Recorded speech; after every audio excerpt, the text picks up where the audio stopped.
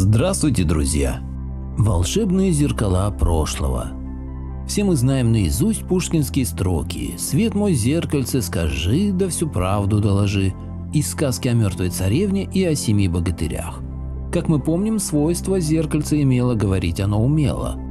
Казалось бы, сказочный образ, выдумки по басенке, однако все не так просто.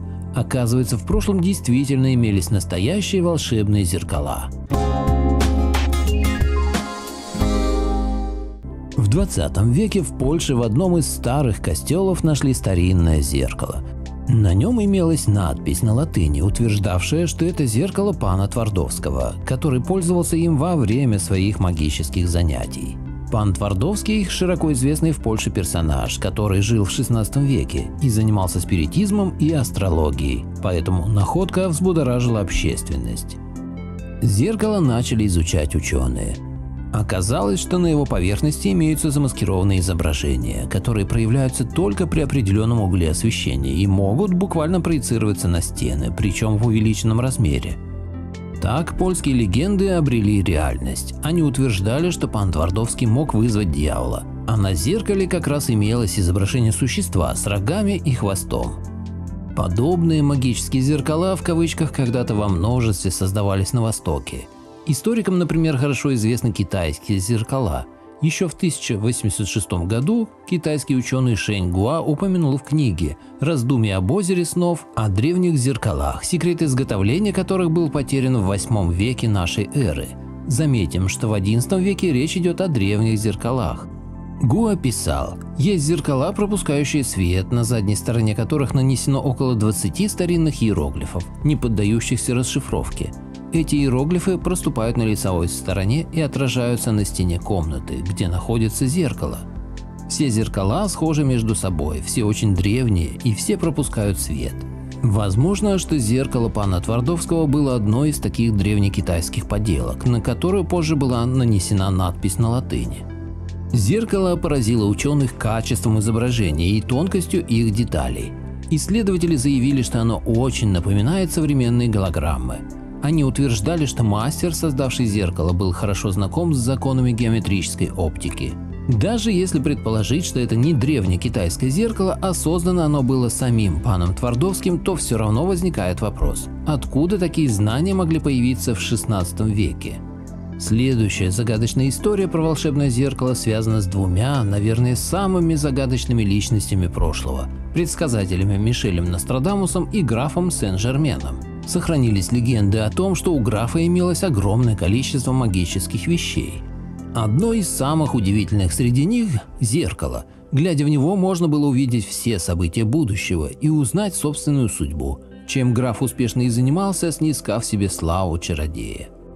По легендам, это зеркало когда-то принадлежало самому Нострадамусу, который именно благодаря ему делал свои знаменитые, поражающие точностью предсказания. Сохранилась запись в дневнике Екатерины Медичи, которая утверждала, что Нострадамус показывал ей этот таинственный предмет. Там были картины каких-то празднеств, огни пожаров и потоки крови. Это была ночь святого Варфоломея. Затем появилась смертельная ложа, пышная, королевская, лицо мужчины, но с женскими серьгами и ожерельями. Это был Генрих III. Потом в зеркале появилась чья-то большая тень. Неизвестно, какими путями зеркало попало к Сен-Жермену, который заглядывал через него в будущее и поражал людей своими прогнозами. Также неясно, куда оно делось потом. Следы зеркала Сен-Жермена теряются где-то в прошлом. Очень любопытно то, что согласно старинным источникам, подобное удивительное зеркало имелось и в Киевской Руси. В 1584 году польский ксенц Мартин Груневек побывал в Киеве, о чем оставил записи в своем дневнике. Он посетил Софийский храм, в котором он увидел некий волшебный камень-зеркало. Вот что пишет Груневек. «Над большими церковными дверями помещен большой зеленый камень, подобный зеркалу. Про него в народе есть дивная легенда, а именно, что в этом зеркале видно то, что считалось тайным, и про это рассказывают разные истории».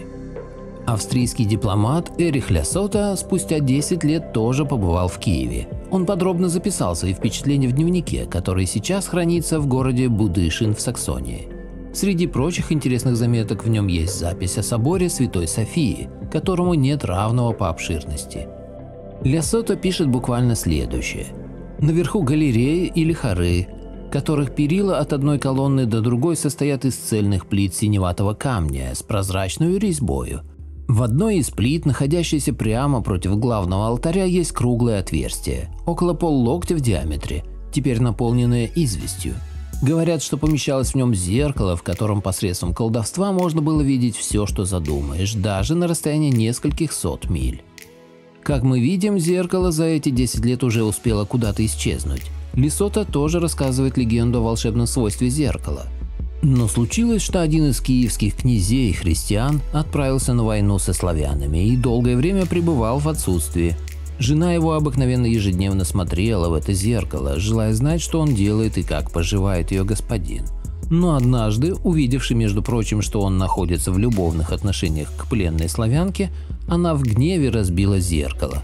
Пусть, впрочем, достоверность этого рассказа лежит на ответственности предания.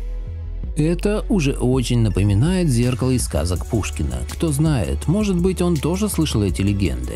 Заметим, что это круглое отверстие от таинственно пропавшего зеркала можно увидеть в Софийском соборе и сейчас.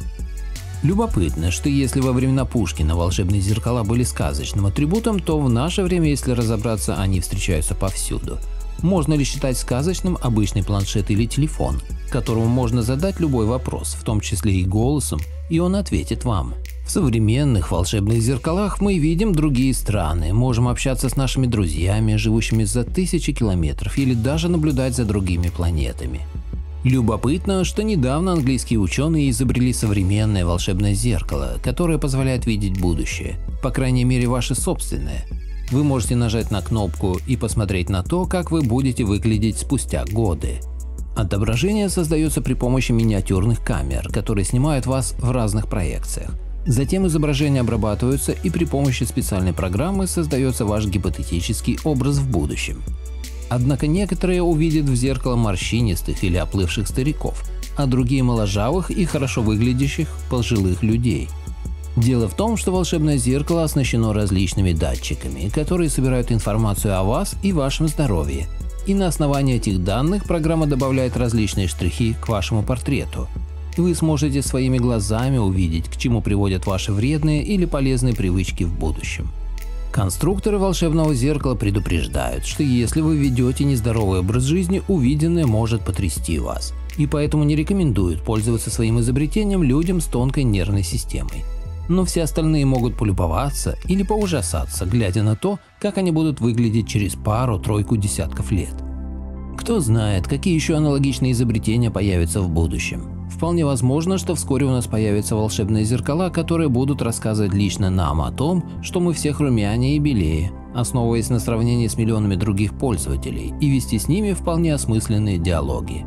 Вполне возможно, что разбитое ревнивой киевской царицей зеркало было каким-то аналогичным устройством, на котором вполне можно было наблюдать за своим мужем, отправившимся в дальний поход, или сравнивать свою внешность с другими пользователями. Откуда такие устройства взялись в далеком прошлом? Не исключено, что на Земле уже были высокоразвитые цивилизации, в которых существовали некие подобные мультимедийные устройства, воспринимающиеся следующими поколениями как волшебные. Кто знает, может быть, и с нашим миром что-нибудь случится, будут потеряны наши технологии, и чудом выжившие одичавшие люди будут воспринимать единичные уцелевшие устройства нашего времени как божественные артефакты и украшать айфонами и айпадами свои алтари. Автор статьи Наталья Трубиновская. Благодарю всех, кто подписался на мой канал и смотрит мои видео. Ссылка на статью в описании. Поделитесь моим видео в соцсетях с родными, друзьями и знакомыми. Люди имеют право знать все точки зрения. Всем спасибо за внимание, буду рад вас видеть на своем канале снова.